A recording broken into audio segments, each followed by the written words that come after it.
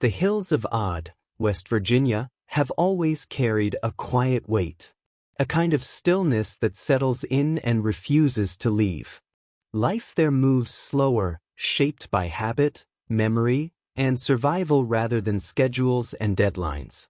And in those hills sits a weathered house with peeling paint, a sagging porch, and decades of life pressed into its walls. Inside that house is Betty Whittaker, a woman who has endured more than most and who is now staring down a clock she never asked for. This time, it isn't rumors. It isn't online drama. It isn't another wave of speculation from people far away. It's real. Betty has just 15 days left.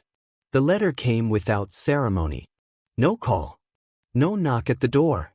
Just a plain envelope slipped into the mailbox, folded and official, carrying words that changed everything. The notice was short and direct. There was no space for compassion, no acknowledgement of circumstance. The septic system violation remains unresolved. 15 days remain to correct the issue or vacate the property. 15 days. For someone with money, connections, or options, 15 days might be manageable. A rushed contractor. A loan. A temporary place to stay. But for Betty and Larry, 15 days is not a timeline. It's a cliff.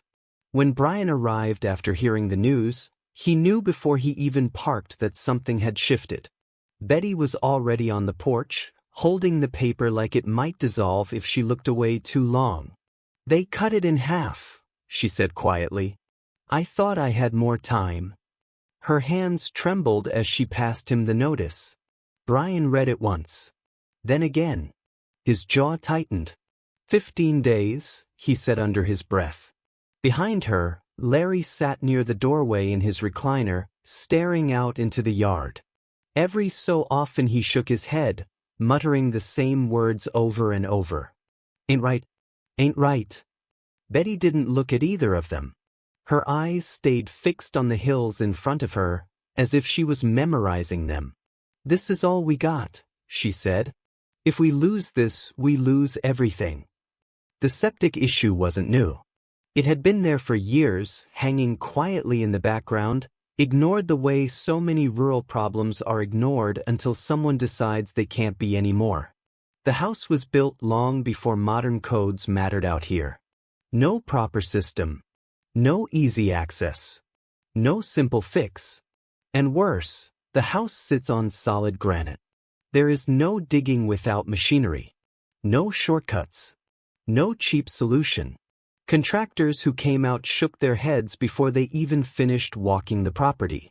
One estimate after another landed on the table like a sentence. 7,000. 8,000. Money Betty has never seen in her life. "I don't even got $300, she said one afternoon, her voice flat. "What they want me to do with 15 days? Brian tried to explain it online, carefully choosing his words. "This ain't about neglect," he said. "This ain't about laziness. This house is sitting on rock.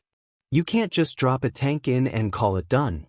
You're talking heavy equipment, blasting, permits. And even if Betty had the money, you couldn't get it done in 15 days out here." The response was immediate. Anger. Sympathy. Offers of prayers and help. But 15 days doesn't stretch just because people care. In Odd, word traveled fast. Neighbors talked quietly. Some said the state was just enforcing the law. Others said the timing felt cruel beyond reason. "Why now?" one woman asked. "Why after everything they've already been through?" Inside the house, the mood shifted day by day. Betty stopped making full meals. The calendar on the wall became an enemy. Every morning she crossed out another number with shaky blue ink. 14 days, she whispered one morning. 13. Larry grew quieter. He slept more. When he spoke, it was usually the same sentence. "They don't care if we end up nowhere." Another state worker came by. Clipboard. Polite voice. Empty reassurance. "We're just checking on progress," he said. Betty didn't invite him in. "There ain't no progress," she said. "I told y'all I don't have the means." He nodded like he'd heard it all before. "The deadline still stands." She asked the question she already knew the answer to. "What happens if we can't fix it?" He hesitated. "Relocation procedures will begin." "To where?" she asked. "We'll cross that bridge when we get there." After he left, Betty sat down hard on the porch steps, the fight draining out of her all at once. "You ever notice," she said quietly to Brian later, "how they always got a plan for what they're taking, but never one for where you're supposed to go?" At night, the house felt heavier. The walls closed in. Every sound felt louder. Betty smoked more than she had in years, staring into the dark. "I've been strong my whole life," she said one night. "But I'm tired of proving it." Another envelope arrived. A contractor estimate. $7,850. She didn't cry. She didn't yell. She just stared. "Might as well be $1 million, she said. Online, people argued. Should there be a fundraiser? Who would control it? What about past donations? What about Eric? Where did the money go before? None of it helped Betty count fewer days. Brian said it plainly. All that history don't fix a septic system. Betty needs help now. Not explanations. By day 10, the pressure was visible. Betty talked about leaving voluntarily, just to avoid being forced. "Maybe I go stay somewhere for a bit," she said. "I don't want them dragging us out." Brian pushed back gently. "You shouldn't have to disappear to make this easier for them." She smiled sadly. "People like us always do." Local media started asking questions. The county repeated the same line. Environmental health standards must be upheld. When Betty heard that, she laughed bitterly. "How healthy you think I'll be sleeping in a car?" 15 days became 10. 10 became 8. Each morning felt like waking up already late. The internet buzzed louder, but solutions stayed just out of reach. Paperwork, waiting lists, programs that took months, not days. And through it all, Betty stayed where she'd always been. On her porch. In her home. Refusing to leave quietly. "They might take the house," she said. "But they ain't taking me without a fight." 15 days. And the clock is still ticking. The morning after Betty crossed off another day on the calendar, the house felt smaller. Not physically smaller, but heavier, as if the walls themselves were counting down alongside her. 10 days were gone. 5 remained. Every sound carried weight now. The hum of the refrigerator. The creak of the porch boards. Even the wind moving through the trees felt like a reminder that time does not stop for anyone, especially not for people with nothing left to give. Betty woke up before the sun, the way she had for most of her life. Old habits don't fade just because fear takes their place. She made coffee with shaking hands, poured it into the same chipped mug she'd used for years, and sat at the table staring at the contractor estimate like it might somehow change overnight. $7,850. She didn't bother rounding it anymore. The number had burned itself into her mind. Larry shuffled into the kitchen not long after, his steps slow and uneven. He didn't ask what day it was. He already knew. The calendar was impossible to ignore now, marked in thick blue excess like warning signs. "How many left?" he asked quietly. 5, she said. He nodded and lowered himself into the chair, rubbing his hands together like he was trying to warm them, even though the house wasn't cold. "They ain't even trying to work with us," he muttered. Betty didn't respond. She didn't trust her voice anymore. Later that morning, Brian arrived again. He didn't knock. He never did anymore. He just called out softly from the yard before stepping onto the porch. Betty was already sitting outside, bundled in a sweater, watching the gravel road like she was expecting something to come up it. "You didn't sleep?" Brian said. She shrugged. What's sleep gonna do? He sat beside her, careful not to crowd her space. He didn't pull out his camera. He hadn't been filming much lately. Not because the story wasn't important, but because Betty didn't feel like a story anymore. She felt like a person running out of ground beneath her feet. I made more calls, he said. County office. A rural assistance program. Even a church group in Beckley. And, she asked, they all say the same thing. Applications take weeks. Inspections take time. Nobody moves fast enough for 5 days. She let out a short, humorless laugh. Figures. Brian hesitated. There is one thing. She looked at him then. There's talk online about starting a fundraiser again. People are asking. But you know how that goes. People don't trust it anymore. Too much happened before. Her jaw tightened. I ain't asking strangers for nothing, she said. Not again. I know, he replied gently. I just wanted you to hear it from me, not the internet. By noon, another state worker arrived. Different face. Same clipboard. Same polite distance. Miss Whittaker, she said, glancing around. We're following up. Betty didn't invite her onto the porch this time. I told y'all everything already, she said. Nothing's changed. The woman nodded, scribbling something down. We understand this is stressful. Do you? Betty shot back. Because it don't feel like it. The worker cleared her throat. If there's no proof of a signed contract or deposit by the deadline, the relocation process will proceed. Relocation, Betty repeated. Like this is a vacation. We'll discuss placement options when the time comes. When the time comes, Betty echoed. You mean when the clock runs out? The woman didn't answer that.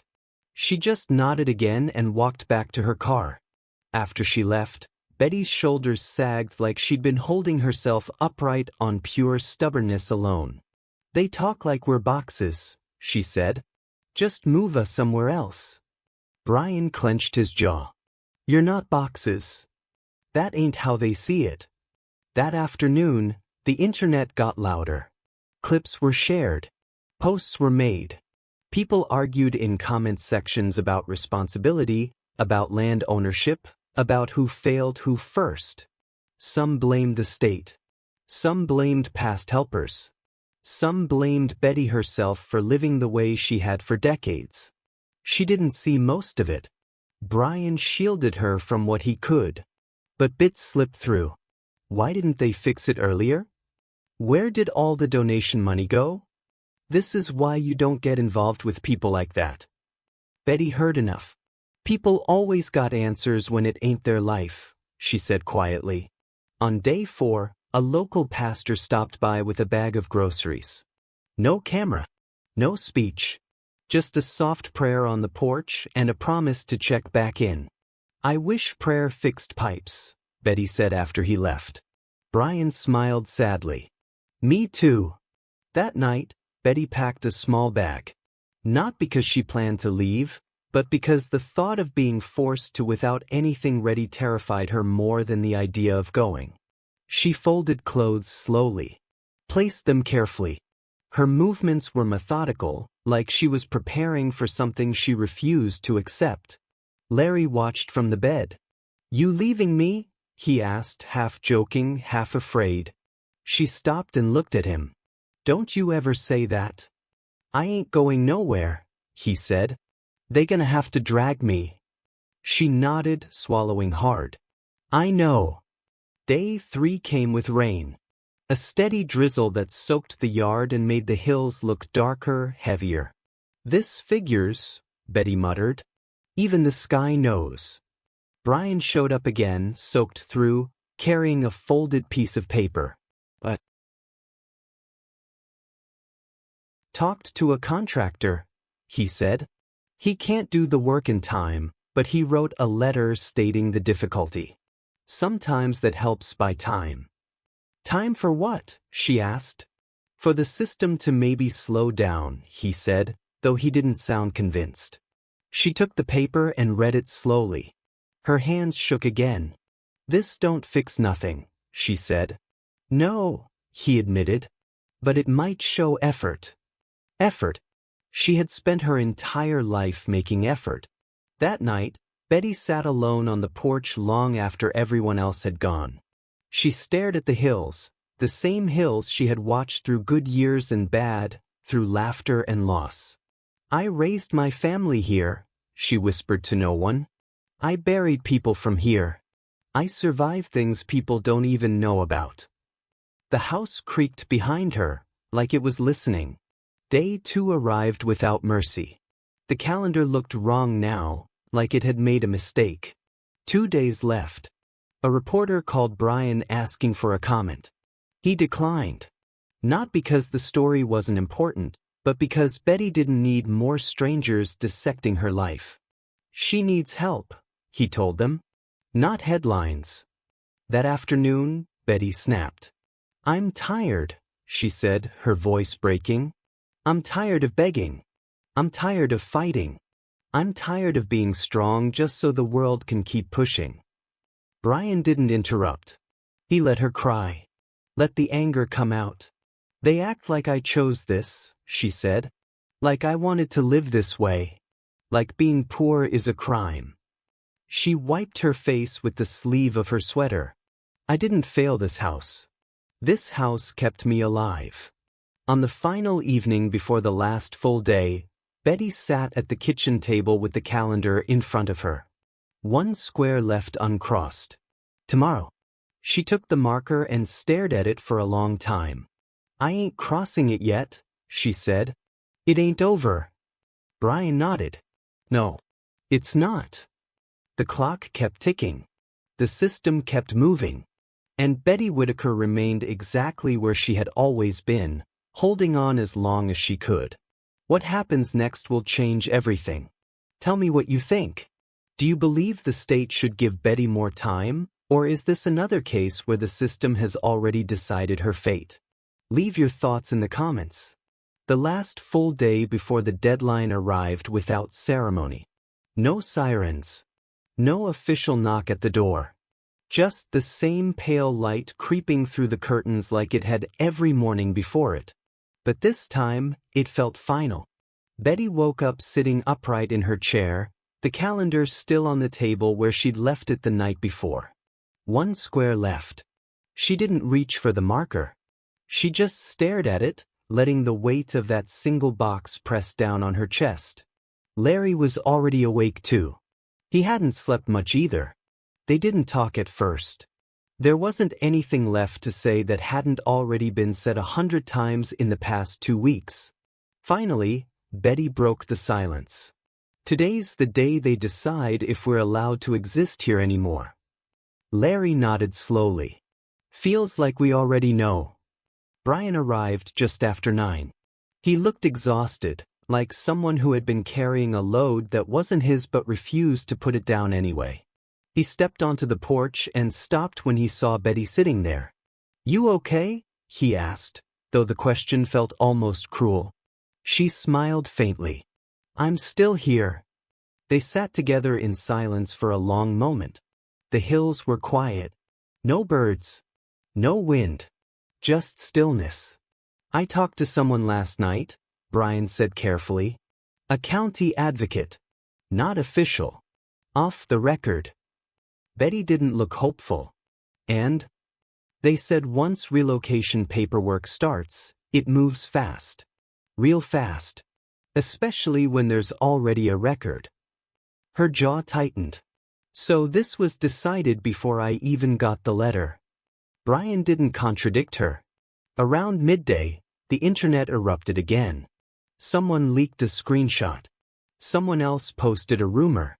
A few channels went live with bold titles and dramatic thumbnails. Some claimed Betty was being evicted immediately. Others said the notice had been extended quietly. Nobody knew the truth, and everyone spoke like they did.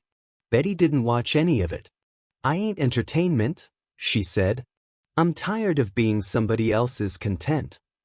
A van pulled up the gravel road just after lunch. Not the state. not a contractor. A woman in her 40s stepped out, holding a clipboard and wearing a jacket with a small nonprofit logo on it. "I'm here to talk," she said. "Not inspect." Betty crossed her arms. "About what?" "Options," the woman replied gently. They talked on the porch. No cameras. No paperwork signed. Just words. Temporary housing. Emergency placement. Assisted living. Shelters. Each option sounded worse than the last. "I ain't going to no shelter," Betty said firmly. "I ain't sleeping in a room full of strangers." The woman nodded. "I understand. I just need you to know what's available." "And what ain't?" Betty asked. The woman hesitated. "Staying here." After she left, Betty didn't cry. She didn't yell. She just went inside and sat on the edge of the bed like someone who had reached the end of a road they never chose to walk. "I feel like I'm already gone," she said quietly. Larry reached for her hand. "You still with me?" "For now," she replied. That evening, Brian posted a short update. No dramatics. No accusations.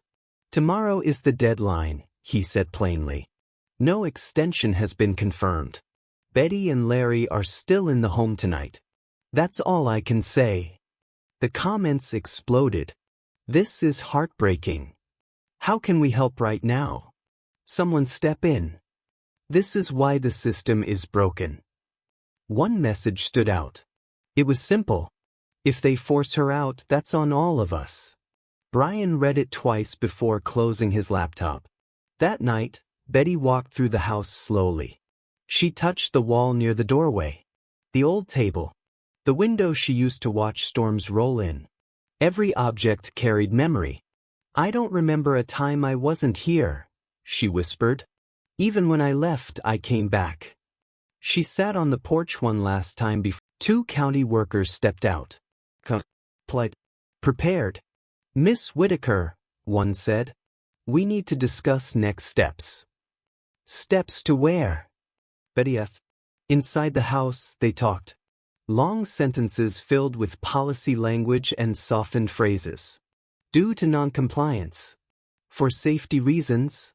"Temporary relocation." Betty listened, but it all blurred together. "So you're taking my house?" she said finally. "We're requiring you to vacate the property," the man corrected. "That's taking it," she said flatly.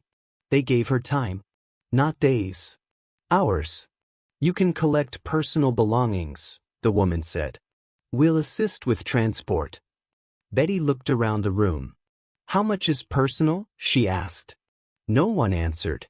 Larry grew agitated. "This ain't right," he repeated over and over. "This ain't right." Brian stepped in gently, trying to calm him. "I don't want to go," Betty said suddenly, her voice louder than she intended. "I don't consent to this." The woman sighed. "We understand this is difficult." "Understanding ain't the same as stopping," Betty snapped. By noon, word spread fast. Locals drove by slowly. Some stopped at the bottom of the road, unsure whether they were welcome or intruding. A neighbor brought coffee. Another brought a blanket. No one brought a miracle. Betty packed what she could. Clothes. A few photos. A Bible with worn pages. She stood in the doorway one last time and turned back. "I didn't fail you," she whispered to the house. "They failed us." As she stepped onto the porch, her knees nearly buckled. Brian caught her arm. "I got you," he said. She nodded, unable to speak. The vehicles waited. As Betty was helped inside, the hills stood unchanged. Silent witnesses. No sirens. No drama. Just a woman leaving the only place she had ever known as home. And the internet watched. Some cheered intervention. Some cried injustice. Some scrolled past. But for Betty Whittaker, the countdown was over. Not with relief, with loss. This isn't the end of the story. What comes next may matter even more than what was taken today. Tell me what you think. Was this necessary protection, or a system that waited too long and acted too hard? Share your thoughts in the comments. The first night away from the house didn't feel real to Betty. The room she was placed in was clean, quiet, and unfamiliar. White walls. A narrow bed. A window that faced a parking lot instead of the hills. She sat on the edge of the mattress long after the staff member left, hands folded in her lap, staring at the floor like she was waiting for someone to tell her it had all been a mistake. Larry paced. He kept asking the same questions. When do we go home? Who's got the keys? What about the porch? No one had answers that made sense to him. Betty tried to be strong for him, the way she always had, but something inside her had cracked. Not loudly, quietly. The kind of break that doesn't scream, just drains.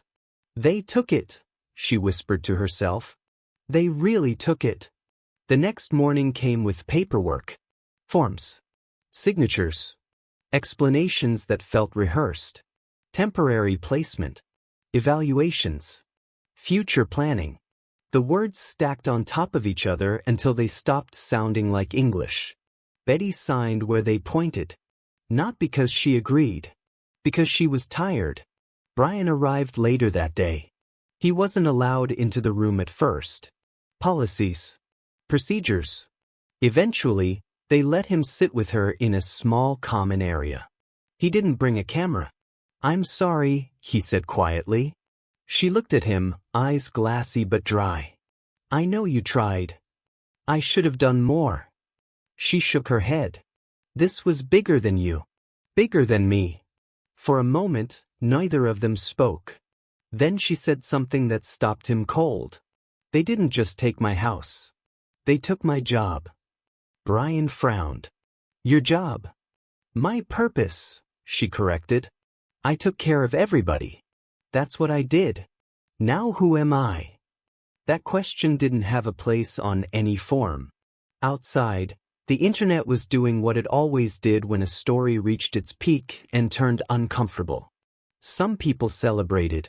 She's safer now. This was necessary. The state did the right thing. Others were furious. They destroyed her. It feels wrong, she said later. Like a heartbeat stopped. Rumors spread that the landowner was already talking to someone else. That the house might be condemned. That it might be torn down. Betty hadn't been told any of that. She found out the way she'd found out about everything else. Through whispers. I heard they might tear it down, a staff member said gently one day, not realizing the weight of the words. Betty didn't respond. That night, she cried for the first time since leaving. Not loud. Just quiet tears soaking into the pillow. I didn't even get to say goodbye, right? She whispered. Larry slept through it. The public interest began to fade as it always does. New stories took over. New outrage. New victims. The Whittaker name stopped trending. But the damage didn't stop just because the cameras moved on.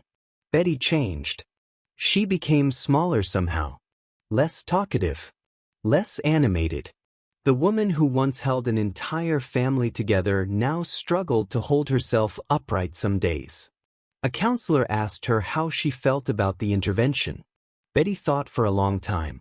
Like I was judged without being heard, she finally said. Like my whole life was reduced to a checklist. Another asked her what she wanted now. She answered without hesitation. To go home. When told that wasn't likely, she nodded slowly. Then I want people to stop pretending this was kindness.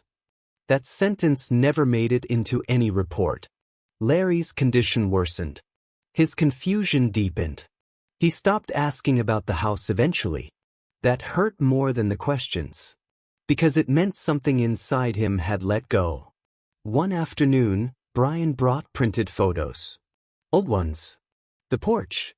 The hills. The yard in late summer light. Betty traced the edges with her fingers. Thank you, she said. I was afraid I'd forget. You won't, he replied. I already am, she whispered.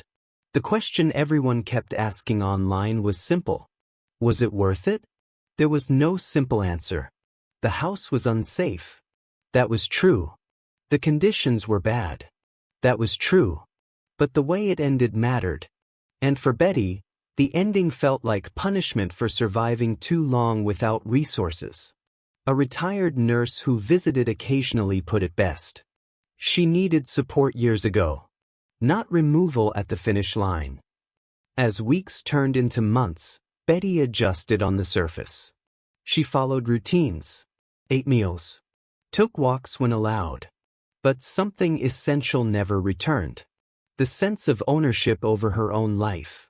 She had become someone else's responsibility, someone else's case, someone else's decision.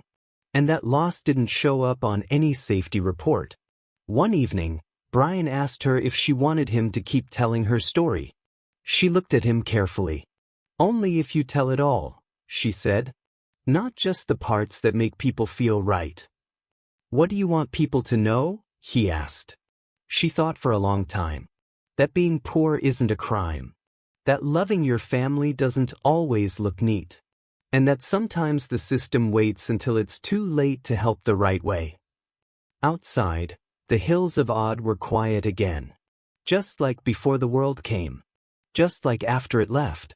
The house still stood, empty and silent. A symbol to some. A wound to others. For Betty Whittaker, it was simply home. And losing it changed everything. Now it's your turn. Do you believe this intervention protected Betty? Or did it come too late and cost her everything that mattered? Share your thoughts in the comments. Thank you for watching this video. Click here to watch another video that might interest you.